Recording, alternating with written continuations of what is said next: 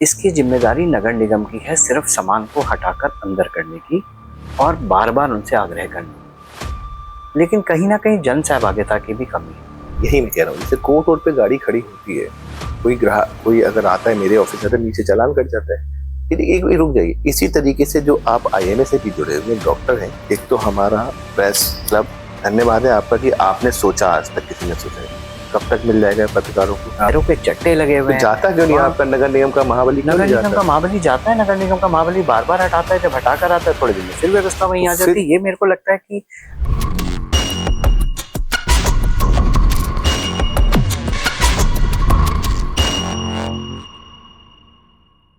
Black coffee show में आज मैं आपको दर्शकों को मिलाने जा रहा हूँ सहारनपुर के मेयर। तो मेयर तो हैं ही, लेकिन एक बड़े डॉक्टर भी हैं, एक अच्छे इंसान भी हैं। और उनका जो वक्तव्य है, जो जिस तरीके से वो बोलते हैं, शायद ही राजनीतिक सहारनपुर में कोई अगर उस तरीके से बोलता हूँ, मुझे तो नहीं लगता। और उनसे किसी भी विषय में बात कर सकते हैं, उनपे इतना ज्ञान है और सरलता से लोग जिस तरीके से इलाज करते हैं वैसे ही शहर की समस्याओं पे बात करते हैं, आलोचनाओं की भी बात करते हैं और हमेशा सरल रहते हैं और हर समय अवेलेबल रहते हैं। इस तरीके के जो व्यक्तित्व हैं वो शहर में बहुत ही कम है और हमारा आज सौभाग्य है कि वो आज ब्लैक कॉफी में आए हैं। तो उनका स्वागत है सर। कैसे हैं सर? धन्यवाद शैलेश, मैं बिल्कुल ठीक हूँ शैलेश। अजय बॉस, आपके बारे में जितना भी कहा जाए उतना कम है, लेकिन हमारे दर्शक जानना चाहते हैं। उन्होंने मुझसे कहा कि सर का पॉडकास्ट करें कि वो एक डॉक्टर थे, डॉक्टर से मेयर बने एंड देन अब वो मेयर के हिसाब से काम कर रहे हैं, डॉक्टरी कैसे कर रहे हैं, ये सारे बहुत सारे सवाल हैं, तो हम एक एक करके आपसे पूछेंगे। मैंने आपकी शुरुआती पढ़ाई कहाँ से स्टार्ट हुई? मेरी जो प्रारंभिक शिक्षा है वो सहारनपुर में हुई।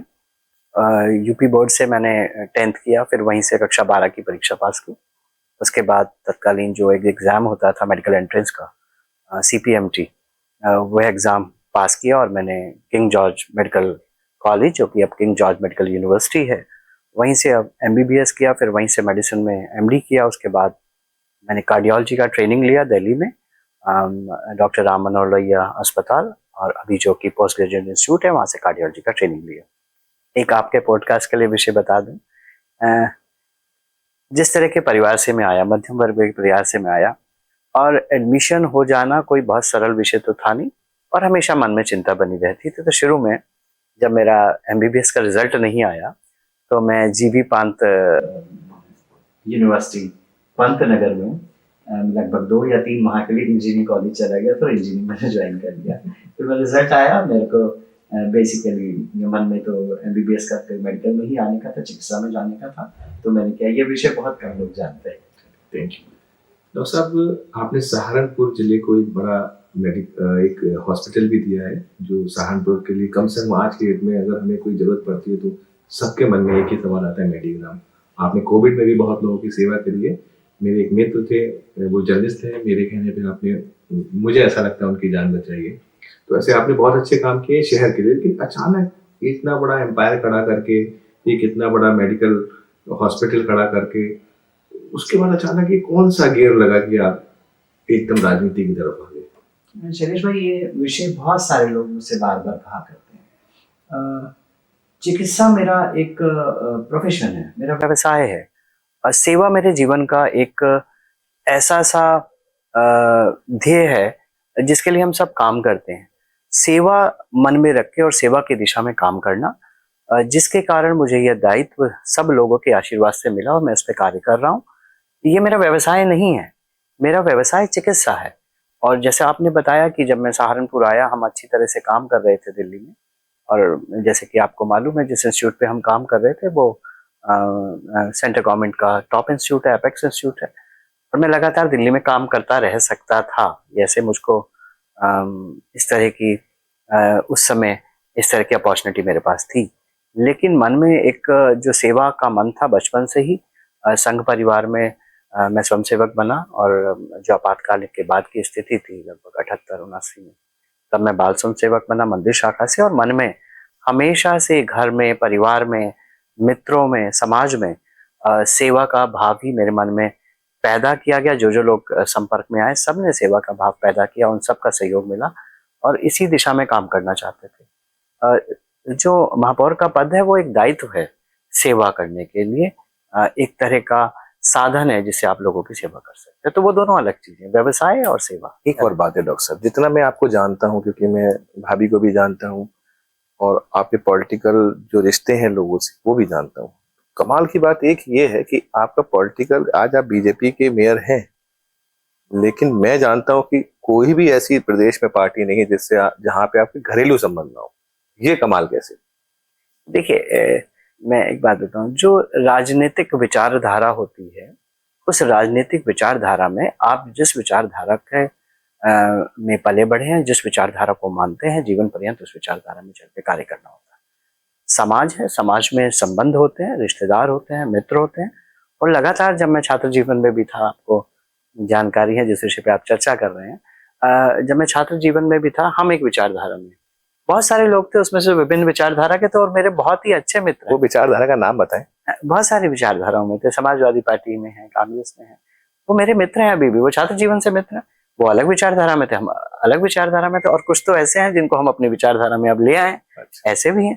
तो वो निजी संबंध होना, कोई समाज में रहना, कोई राजनीतिक विचारधारा का भिन्न होना, कोई एक सामाजिक द्वेष का भाव नहीं होता। सब लोग काम करते हैं, सब लोग राष्ट्र के लिए समर्पित भाव से काम करते हैं। विचार अलग हो सकते हैं, काम करने के तौर तरीके अलग हो सकते हैं, लेकिन मुझे नहीं लगता कोई भी पार्टी ऐसी होगी, कोई राजनीतिक पार्टी ऐसी होगी जो राष्ट्र के विरोध में काम करे। एक आपकी सकारात्मक सोच है, आपकी पॉजिटिव सोच है कि आपकी, लेकिन आज आप जिस पार्टी से हैं उसकी सोच कैसे मैच करती है आपके साथ? नहीं, बिल्कुल उसकी सोच मैच करती है। जो हमारी पार्टी है वह सर्वग्राही है, सर्वव्यापी है, सब समावेशी है, सब विचारों को साथ लेके चलती है। इस पार्टी के जन्मदाता, इस पार्टी के मूल मार्गदर्शक, उन्होंने सिर्फ एक ही विषय पे काम ही किया, एक ही ध्येय पे काम किया कि माँ भारती का गौरव अमर रहे, माँ भारती परम वैभव को प्राप्त करे और राष्ट्र प्रथम, राष्ट्रीयता प्रथम। आपने सुना होगा, देखा होगा, अनेक क्षणों में इसको समझा होगा कि इस देश के परम यशस्वी प्रधानमंत्री वह ऐसा कहते हैं कि देश में सबसे बड़ा जो धर्म है वह राष्ट्रीयता है, और जो सबसे बड़ी धार्मिक पुस्तक है वो बाबा साहब के द्वारा लिखित संविधान है। ऐसा माननीय प्रधानमंत्री जी ने कहा, और पूर्व में भी अनेक विचारकों ने इसको विभिन्न तरीकों से कहा है, और यही हम लोग का एक मूल मंत्र है। जब आप पढ़ते होंगे तब तो शायद रोल मॉडल में आपके उस समय कांग्रेस का वो समय था, लोग गांधी और नेहरू को जानते थे, और अब आप पढ़ लिखने के बाद जब आपने बीजेपी संपन्न होने के बाद बीजेपी ज्वाइन करी, तो आपका फेवरेट नेता कौन रहा जिससे आपको प्रेरणा मिली? देखिए, अनेक लोगों के जीवन दर्शन से अपने मन मस्तिष्क पर सबके बाल मन में प्रभाव आता है। जब बाल्यकाल में, युवावस्था में होते हैं तो अनेक लोग होते हैं जो आपको प्रभावित करते हैं, चाहे वह इस देश के पूर्व प्रधानमंत्री लाल बहादुर शास्त्री जी रहे हों।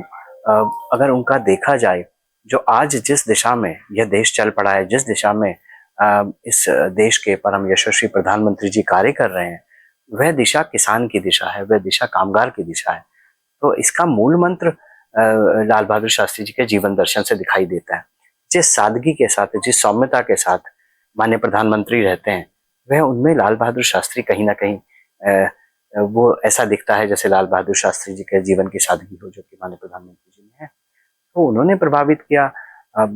अजात आपकी बात मैं रोक के कहूंगा, मतलब जितनी मुझे समझ है कि लाल बहादुर शास्त्री एक बहुत साधारण घर से थे, नदी पार करके पढ़ने जाते थे, और जब एक बार वो जा रहे थे बाहर तो उनका कुर्ता फटा हुआ था, तो एयरपोर्ट पर उनसे पूछा कि आप, बोले जब मेरे देश के सभी लोगों के बदन पे कपड़े होंगे तभी मैं कुर्ता सिलवाऊंगा। लेकिन मोदी सर तो हमारे कपड़े के बड़े शौकीन व्यक्ति नहीं है। लाल बहादुर शास्त्री जी, अगर आपको ध्यान पड़ता हो तो ऐसे अनेक संस्मरण है जिसमें उन्होंने कहा वो सुई धागा अपने पास रखते थे, और वो कुर्ता जो फट जाता था उसको खुद सिल लेते थे और पहन लेते थे। जो इस देश के परम यशस्वी प्रधानमंत्री नरेंद्र भाई मोदी, वह किस तरह के परिवार से आते हैं, उनका प्रारंभिक जीवन कैसा रहा, चाहे वो रेलवे स्टेशन पे चाय बेचने का रहा हो, या अनेक जगह काम करने का रहा हो, शिक्षा लेने का कहा हो, अनेक स्थलों पे तप करने का रहा हो, अनेक आश्रमों में रहने का रहा हो, तो वह एक संत का जीवन है, वह भी ऐसे करके आप। चलिए अब एक चेंज की बात करते हैं कि आप सहारनपुर जैसी सिटी में आते हैं, जो एक रूरल सिटी है, जिसे मैं कस्बा मानता हूँ, जो आज बदल रहा है, जिसका प्रारूप, वहां पे आपने इतने बड़े हॉस्पिटल खोलने की कोशिश करी, वो एक बड़ा चैलेंज था। कैसे किया आपने? जब मैं सहारनपुर शैलेश भाई वापस आया 1999 में, तो एक मन में एक ही सोच लेके आया था कि अपना शहर, अपना नगर, उसमें भी वह सब सुविधाएं लाने का प्रयास करना है जो सुविधाएं किसी भी बड़े शहर में उपलब्ध है।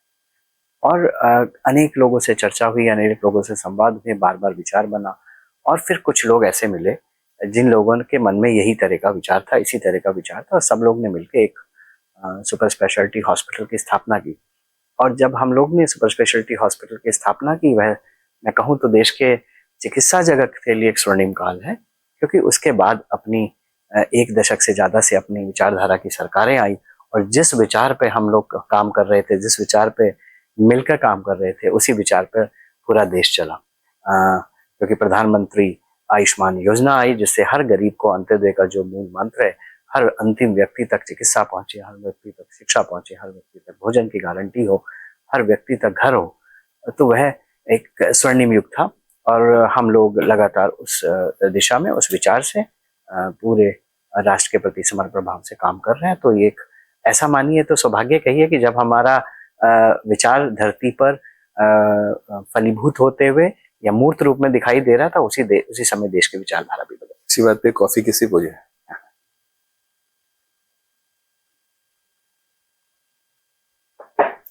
तो सर, जैसे आप मेयर बन गए, और पहले मेयर भी बीजेपी के ही थे जी, अब दूसरे मेयर हैं, तो अब लगभग 7 साल हो गए जब से आप मेयर बने हैं, या जब आपने पद संभाला है, तो आपने सहारनपुर में क्या समस्याएं देखी? जो पहली वाला आपका अंग है कि कस्बा है, ये सब मैं इससे विनम्रतापूर्वक सहमति रखता हूँ। सहारनपुर अगर देखा जाए, माँ शाकंभरी की धरा है, गंगा यमुना के बीच का एक बहुत ही उपजाऊ क्षेत्र है। हमेशा से ही जो इस देश की अर्थव्यवस्था का मूल धुरी है, कृषि कृषि पर आधारित शहर है। और ये इतनी भौतिक और संपदाओं का और प्राकृतिक संपदाओं का क्षेत्र है कि एक और शिवालिक की पहाड़ियाँ हैं, अच्छी तरह सिंचित धरती है यहाँ की, माँ बाला सुंदरी का केंद्र है। तो चाहे धार्मिक आधार देखो, धार्मिक टूरिज्म देखो, रिलीजियस टूरिज्म देखो, या दूसरी तरफ फलों के, मुझे नहीं लगता कोई भी उत्तर प्रदेश का ऐसा शहर होगा जहाँ पर आम भी होता हो, लीची भी होती हो, लोकाट भी होता हो, सिट्रस फैमिली भी होती हो, पपीता भी। मैं आपकी बात रोक रहा, मैंने उस संदर्भ में कहा था कि जब आपने वहां पे अपना अस्पताल बनाया, तब ये कस्बे का रूप था, उस संदर्भ में कहा था। अब तो महानगर है। जब कोई भी कार्य करते हैं किसी दिशा में, तो अपने मन में विचार ये नहीं होना चाहिए कि आज मेरा देश, मेरा शहर, मेरा नगर, मेरी गली कैसे दिख रही है।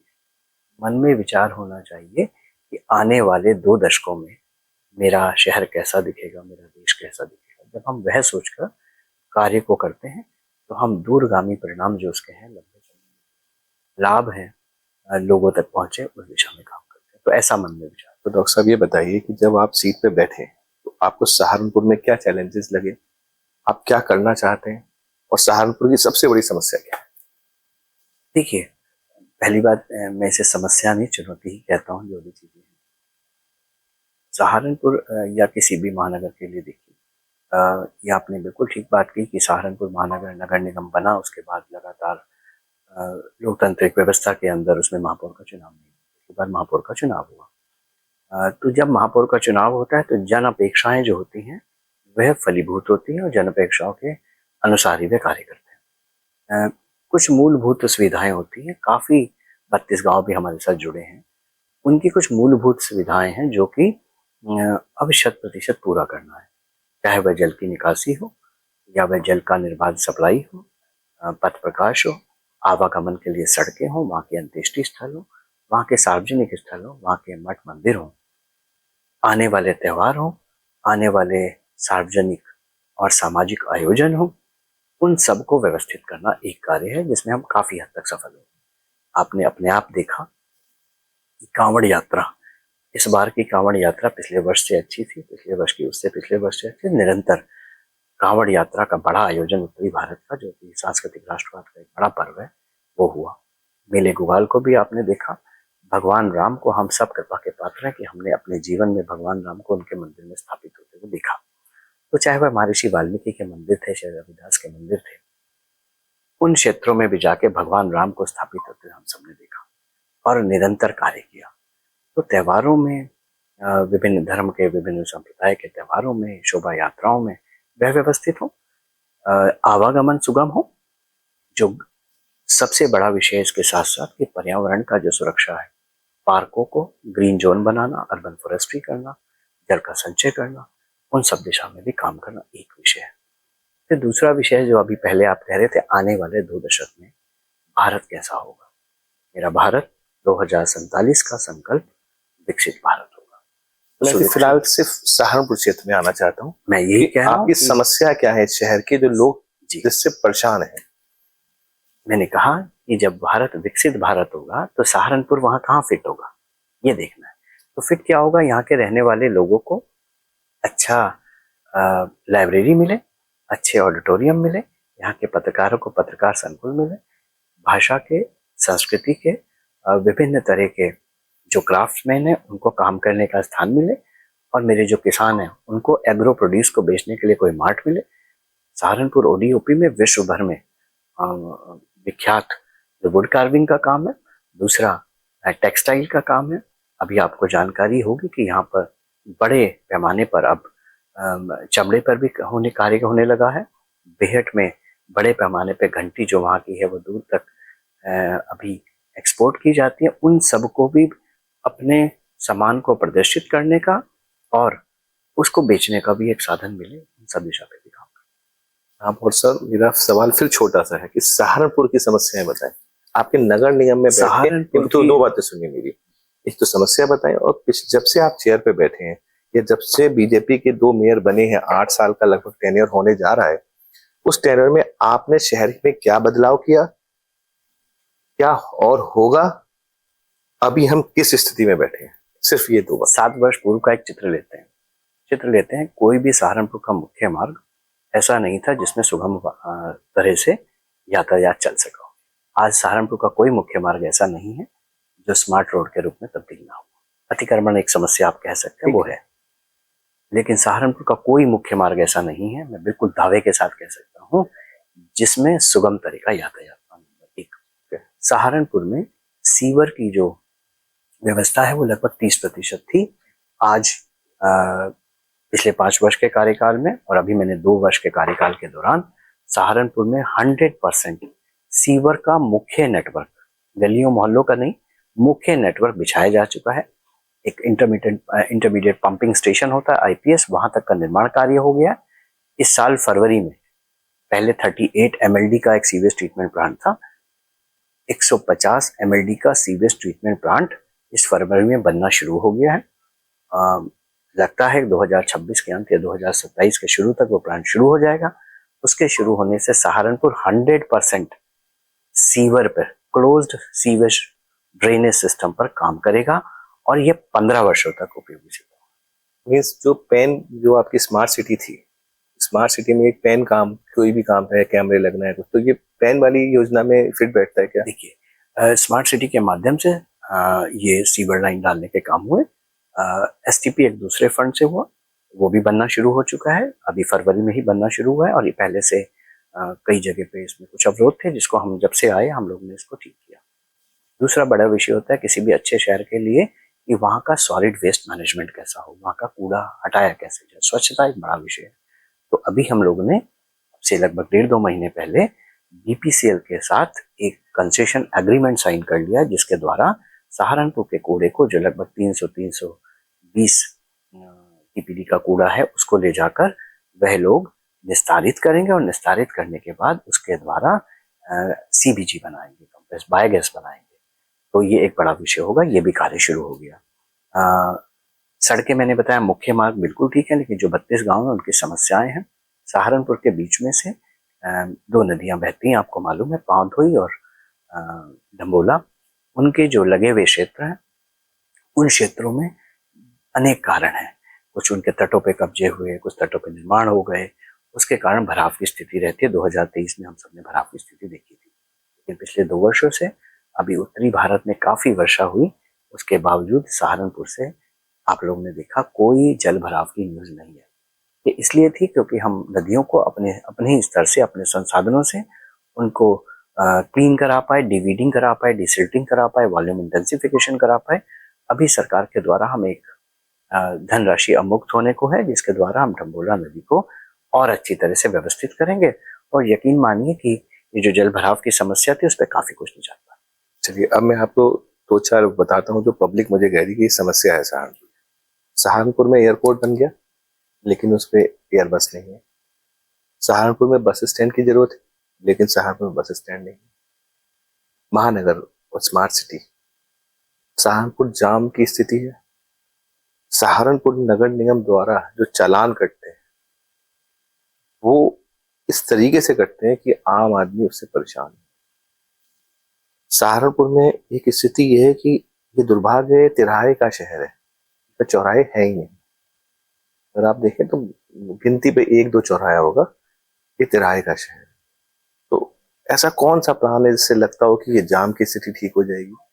जो नगर निगम ने इतने पैसे बर्बाद करके जो फुटपाथ बनाई है, अगर आप पंजाब होटल वाली रेलवे रोड पे जाएं और रात को किसी दिन निकले तो वहां पे बसों का जाम, और उस फुटपाथ के ऊपर ठेलियां लगी हुई हैं जो अंडे बेच रहे हैं, चाउमीन बेच रहे हैं। तो कहाँ नगर निगम सोया है, क्योंकि वो नगर निगम का ऑफिस तो वही है। देखिए, मैं पूरी जिम्मेदारी के साथ और नगर निगम की ही जिम्मेदारी लेते हुए निर्माण का कार्य व्यवस्थित करने का, पथकर जो विक्रेता है उनको व्यवस्थित करने का कार्य लगातार नगर निगम को करना है। आपकी जानकारी में ले आऊं कि सहारनपुर के जो भरे हुए बाजार हैं, चाहे वह नेहरू मार्केट था, श्री राम चौक था, घंटाघर तक था, वहां के पथकर विक्रेताओं को लगभग 2000 विक्रेताओं को साप्ताहिक बाजार में हम मेला क्षेत्र में ले गए और वहां व्यवस्थित कराया, जिससे वहां पर आवागमन सुगम हो गया। जो छोटा व्यापारी है, पथकर है, वह उसकी रोजी रोटी का साधन भी है, लेकिन हमें उनको व्यवस्थित करना है। हम निरंतर स्वनिधि बाजार के माध्यम से, आपकी जानकारी में होगा, हमारे बहुत सारे अच्छे स्वनिधि बाजार हैं जो चल रहे हैं, वहां पर हमने व्यवस्थित किया। लेकिन बहुत बड़ा वर्ग है जो लगातार संख्या बढ़ती जाती है, उस संख्या को भी हमें व्यवस्थित करना, और उसके ऊपर अगर बोले रेगुलेशन कि वो जो संख्या बढ़े वो हमारे पास रजिस्टर्ड हो, हम उसको व्यवस्थित करने का प्रयास करें, इसमें कहीं तारतम्य टूटा है।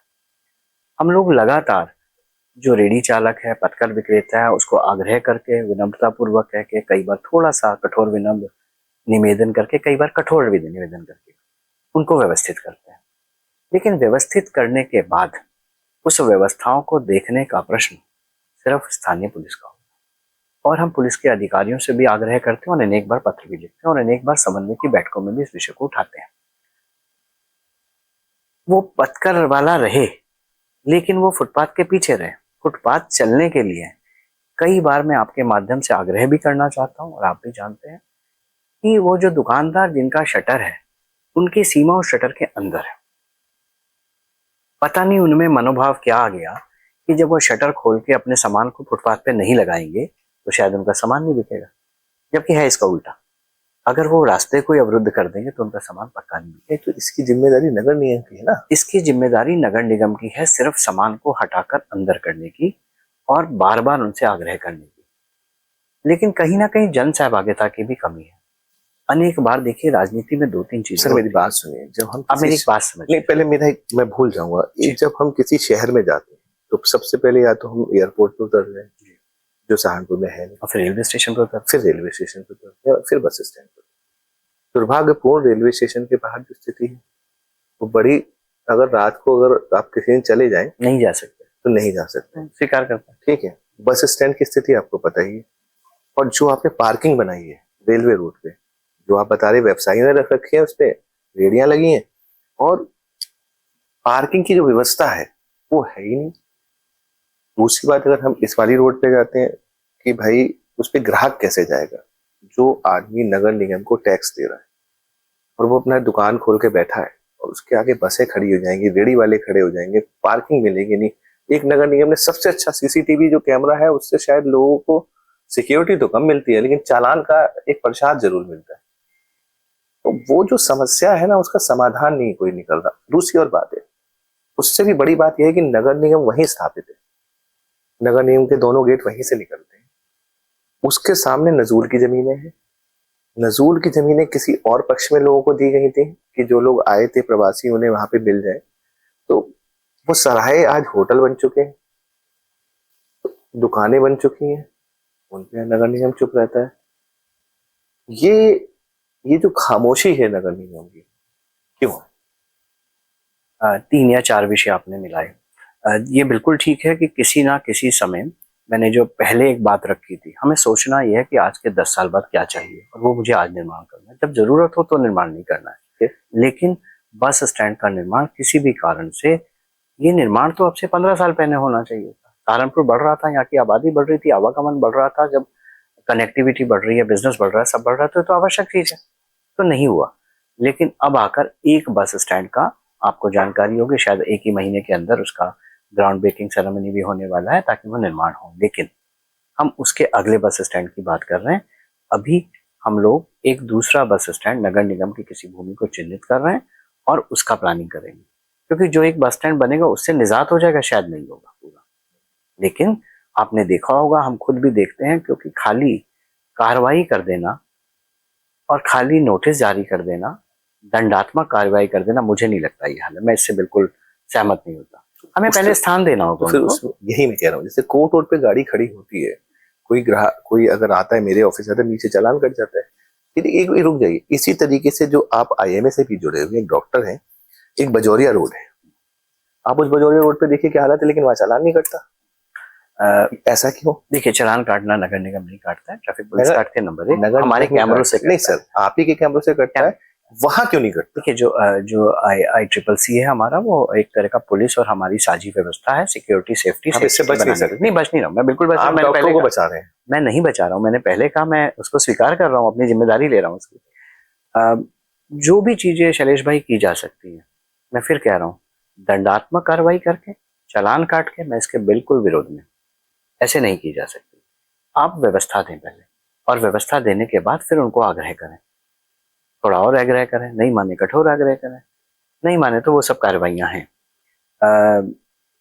एक रोड का उदाहरण आपने दिया, मैं तो सभी रोड के बारे में कह रहा हूँ, पता नहीं आपको जानकारी मुझे है। बहुत जानकारी है। अभी हम लोगों ने कुछ पुल बनाए पांवधोई नदी के ऊपर, और अभी हम लोग गए थे वहां देखने, पुल के दोनों तरफ रेडियो की लाइन लग गई, बीच में भी रेडियो की लाइन लग गई। ऐसा नहीं, हम हटाते नहीं है, हमने हटाया है जाके। कहीं ना कहीं एक जन सहभागिता की।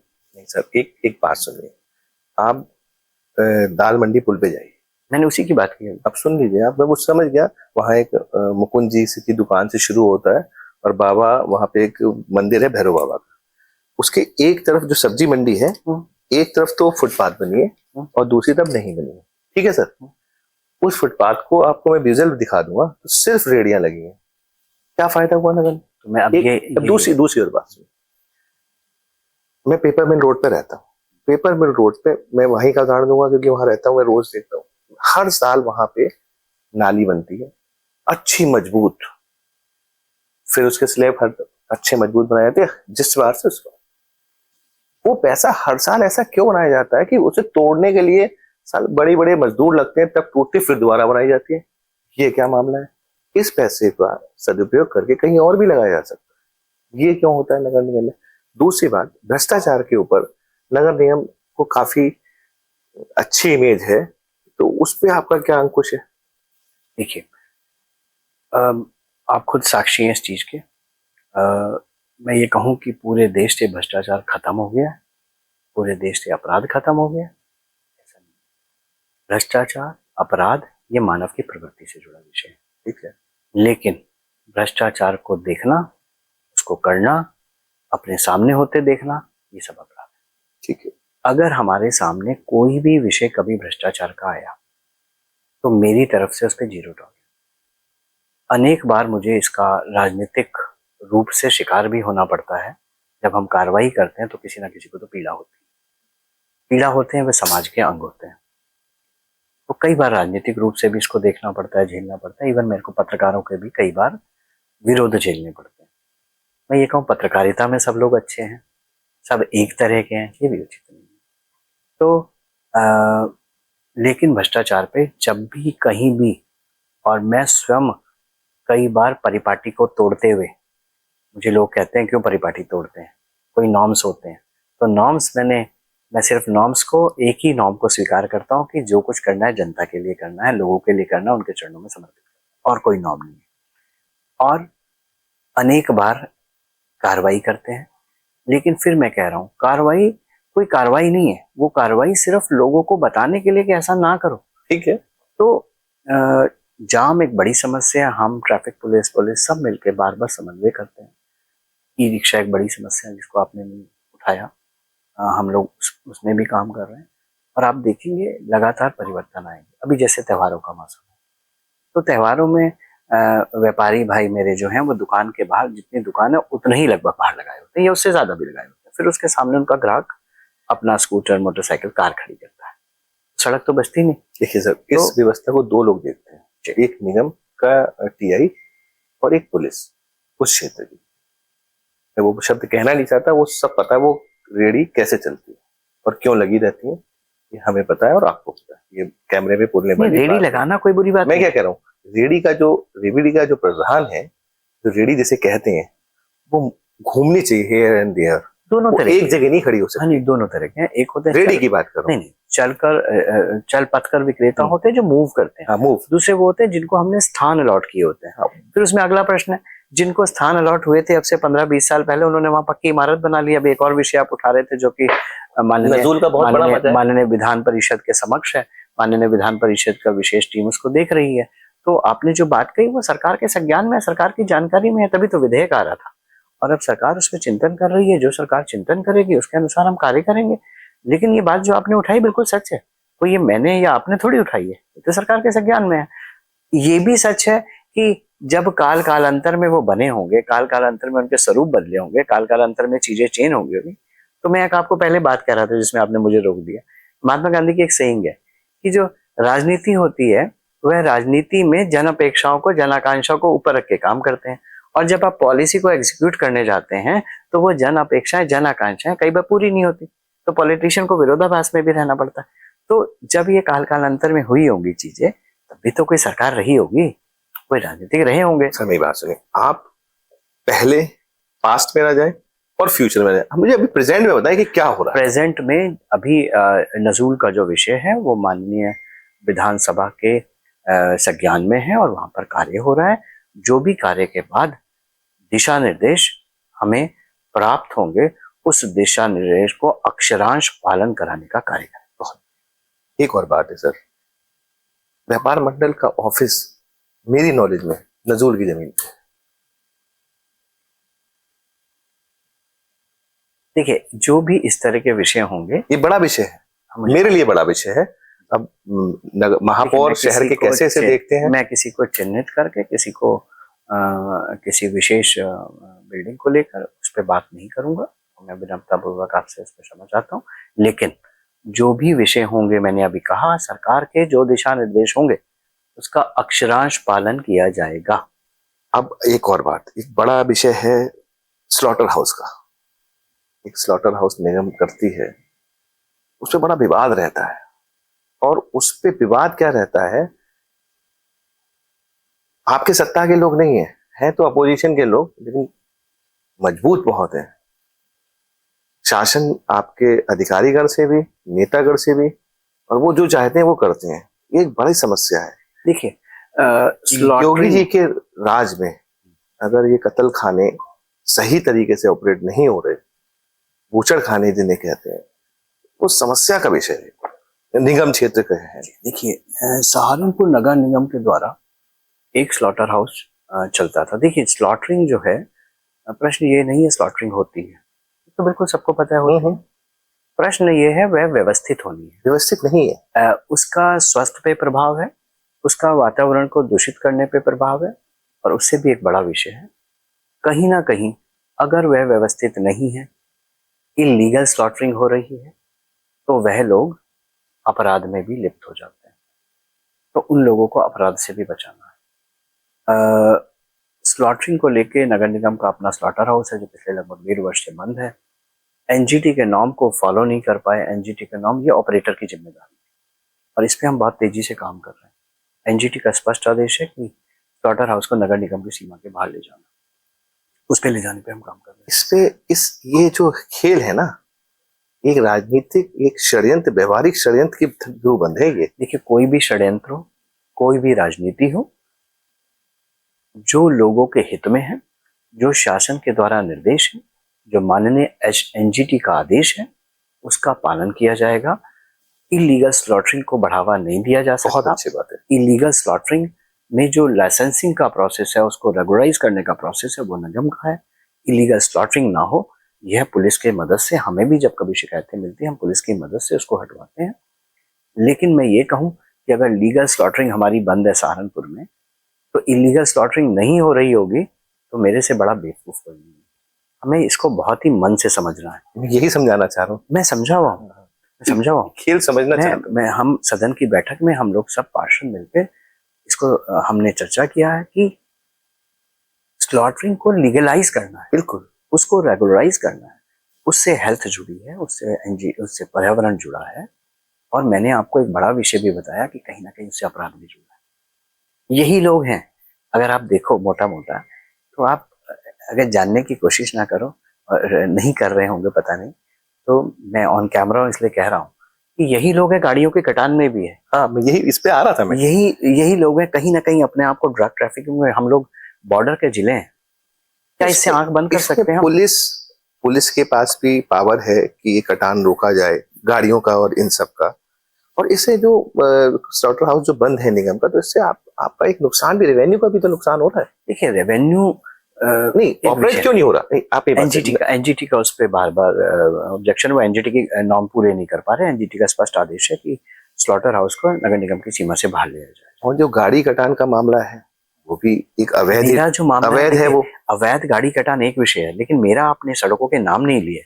मैं आपको सड़कों के नाम बताऊं, वह सड़कों पे कबाड़ लगा दिया है, वहाँ टायरों के चट्टे लगे हुए हैं। जाता क्यों नहीं आपका नगर निगम का महाबली? नगर निगम का महाबली जाता है, नगर निगम का महाबली बार बार हटाता है, जब हटा कर आता है थोड़े दिन में फिर व्यवस्था वहीं आ जाती है। ये मेरे को लगता है कि उस योगी सरकार में अपराधी बिल्कुल नहीं बचेगा।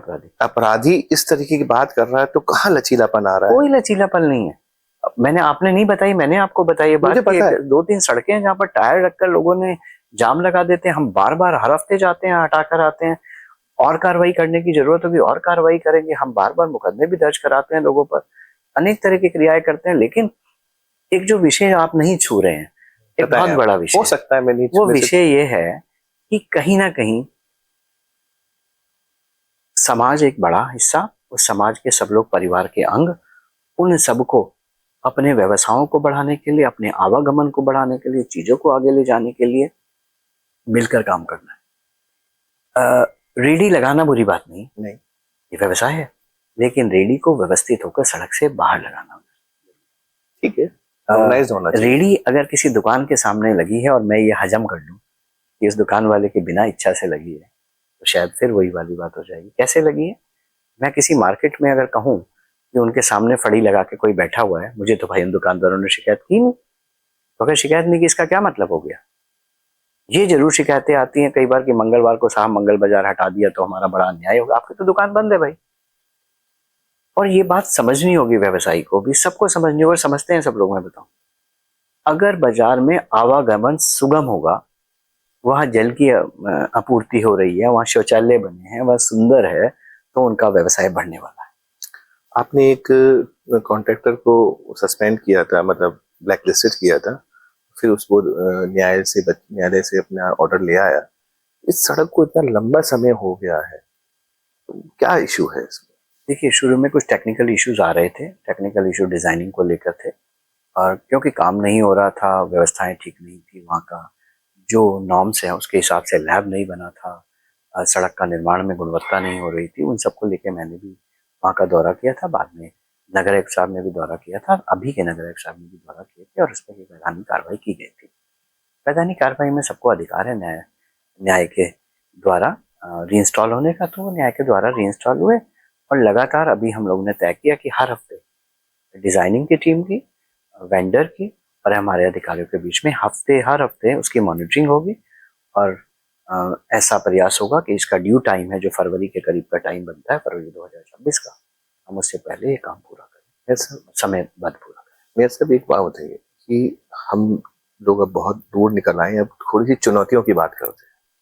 जब आप मेयर बने, क्योंकि आप डॉक्टर से थे, आप हंसमुख थे, लोगों से मिलते थे, लोगों का इलाज करते थे, तो अब उसके बाद जब आप मेयर की कुर्सी पे बैठे होंगे, तो आप पे क्या अनुभव रहे, क्या चुनौतियां रही और क्या मजेदार बात रही, कुछ बताएं। बहुत अच्छे अनुभव है शरीश भाई, सब लोग बहुत अच्छे हैं। पता नहीं मेरे को क्यों लगता है कि अगर जैसे एक समूह है, उस समूह के अंदर जो अच्छे लोग हैं वो मुखरता से अपने विषय को रखते नहीं, और जो थोड़े से कम अच्छे लोग हैं वो इतना मुखर होके बातों को कहते हैं, लगता है यही सच है। तो कहीं ना कहीं ये समाज का अंग भी है। तो सब लोगों को, जो अच्छे लोग हैं उनको मुखर होकर अपने विषयों को रखना चाहिए और अपनी बातों को रखना चाहिए। और मैं मेरे को बहुत ही खुशी होती है जब अच्छे लोगों से मिलते हैं, और सब लोग अच्छे हैं, ज्यादातर लोग अच्छे हैं, लेकिन कुछ लोग थोड़े से कम अच्छे हैं। आजकल आपकी लिस्ट में अच्छे लोगों में संजय गर्ग जी का नाम ज्यादा जुड़ रहा है, मतलब वो ज्यादा आपके पास नजदीक दिख रहे हैं। माननीय मंत्री जी की बात हाँ। कर रहे हैं।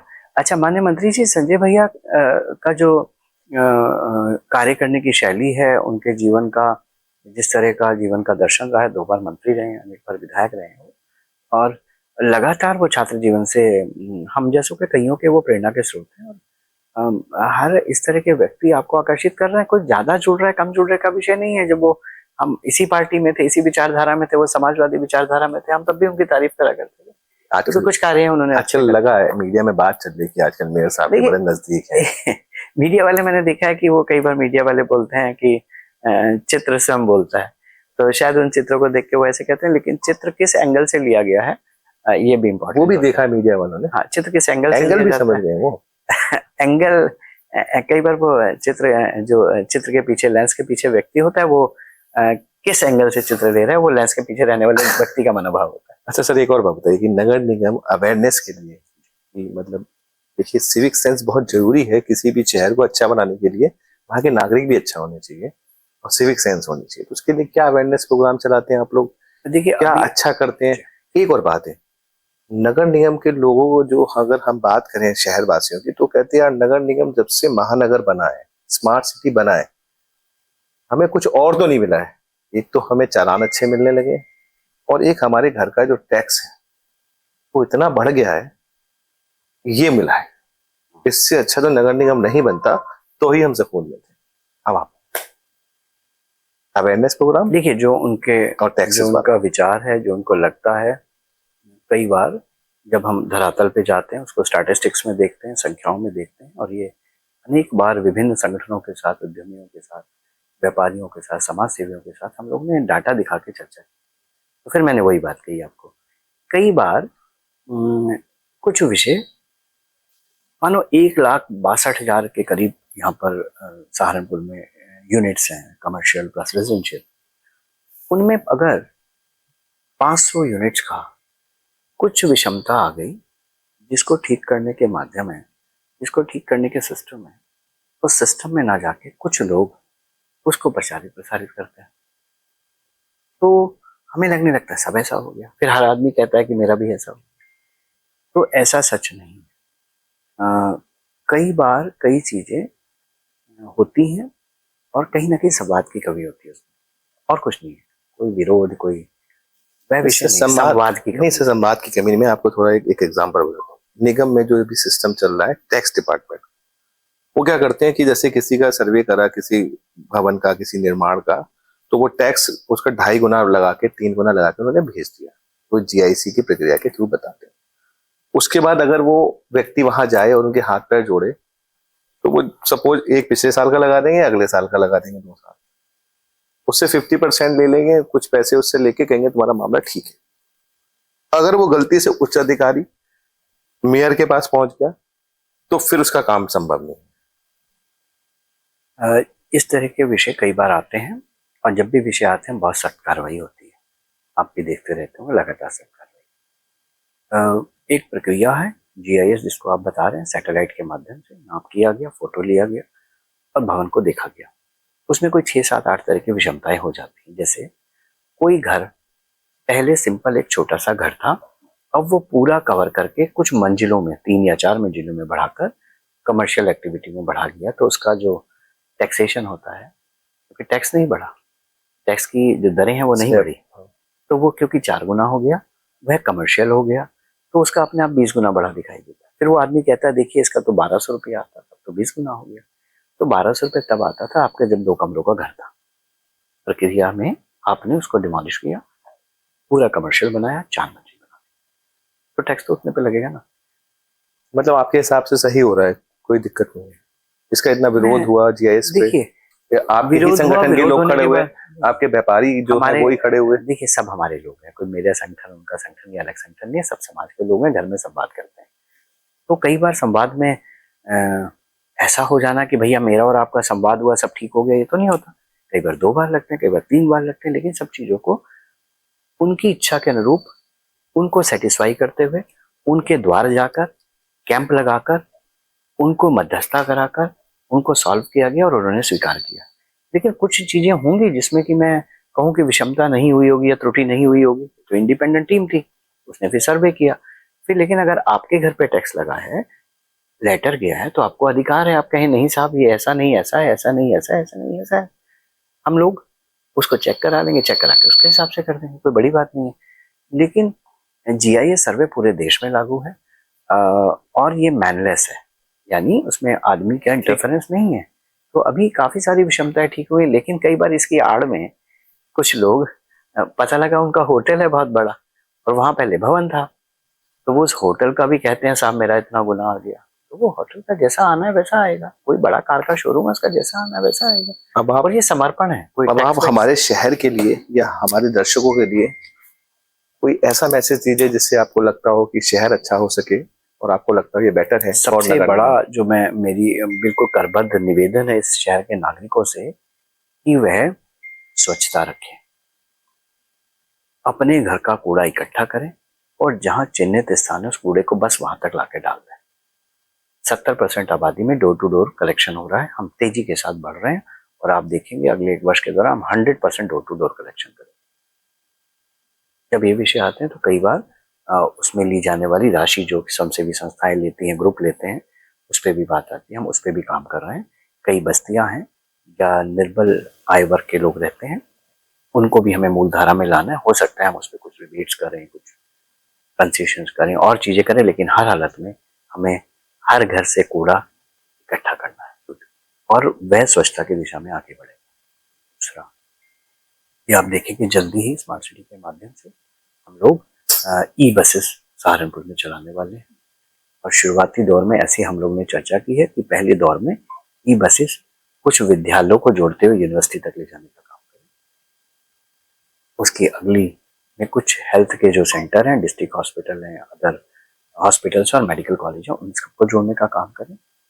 तीसरी तरफ फिर हम लोग मंदिरों को और कमर्शियल क्षेत्रों को जोड़ने का काम। मन में एक इच्छा है, पूरा देश जब आगे बढ़ रहा है और माननीय प्रधानमंत्री का स्वप्न है कि जो हम दुनिया की तीसरी अर्थव्यवस्था बन के उभरेंगे वह वुमेन लेड इकॉनमी हो, तो हम लोग महिला को सशक्तिकरण करने की दिशा में स्वनिधि में भी आप देखेंगे कोई महिलाओं के अलग व्यवहार बाजार व्यवस्थित करने का चाहते हैं। महिलाएं ही ट्रैफिक में भी आए, ऑटो में भी आए और महिला सशक्त हो, उस दिशा में भी काम करना है। अब सब कुछ ऐसा बताइए कि, क्योंकि मैं पत्रकार हूँ, कि 2-3 क्वेश्चन है मेरे, उसके सिर्फ जवाब दीजिए कि अब तक हो जाएगा। एक तो हमारा प्रेस क्लब, धन्यवाद है आपका कि आपने सोचा, आज तक किसी ने सोचा नहीं। कब तक मिल जाएगा पत्रकारों को? प्रेस क्लब का ऑलरेडी आपको जानकारी है कि प्रेस क्लब के लिए ऑलरेडी हम धन आवंटित कर चुके हैं। मुझे लगता है 1 या 2 महीने के अंदर वो कंसेप्चुलाइज होगा, स्थान चिन्हित है और उसका टेंडर करके निर्माण कार्य शुरू करेंगे 2026 में। ये अंत तक आते आते आपको मूर्त रूप में दिखेगा या 2027 में आपको समर्पित करने की स्थिति। एयरपोर्ट की क्या स्थिति है? एयरपोर्ट डायरेक्टली नगर निगम का क्षेत्र नहीं है, लेकिन जनप्रतिनिधि होने के नाते हम लोग बार बार विनम्रता पूर्वक माननीय मुख्यमंत्री जी के संज्ञान में भी ये विषय है। और क्योंकि एयरपोर्ट बनाना सरकार का विषय होता है, एयरपोर्ट पे ऑपरेट होना प्राइवेट ऑपरेटर्स का विषय होता है, उस पर भी लगातार हम माननीय मुख्यमंत्री जी से जब भी हम लोग का मौका मिलता है रखने का बात को, तो हम उनके सामने बात को रखते हैं। माननीय मुख्यमंत्री भी बहुत ही मन से जल्दी से जल्दी सहारनपुर से, मुझे लगता है आने वाले 1 या 2 महीने के अंदर। और ये जो हमारे बस की समस्या है, बस स्टैंड, एक बस स्टैंड जो स्वीकृत हो चुका है, उसकी ग्राउंड ब्रेकिंग सेरेमनी प्लान्ड है, शायद 1 महीने 1.5 महीने में प्लान हो चुकी है, रजिस्ट्री हो चुकी है उसकी। उसके बाद हम बाकी बसों को भी व्यवस्थित करने के लिए कुछ ट्रांसपोर्ट विभाग से उनके बड़े अधिकारियों के साथ बैठकर चर्चा कर रहे हैं कि उनको भी कहीं अस्थायी रूप से शिफ्ट किया जाए और फिर अगले बस स्टैंड की बात कीजिए, क्योंकि अगला बस स्टैंड जब बनेगा उसमें तो समय लग सकता है, ठीक है। 1.5-2 साल मानिए, लेकिन तब तक हम व्यवस्थित तो करें कहीं उसको।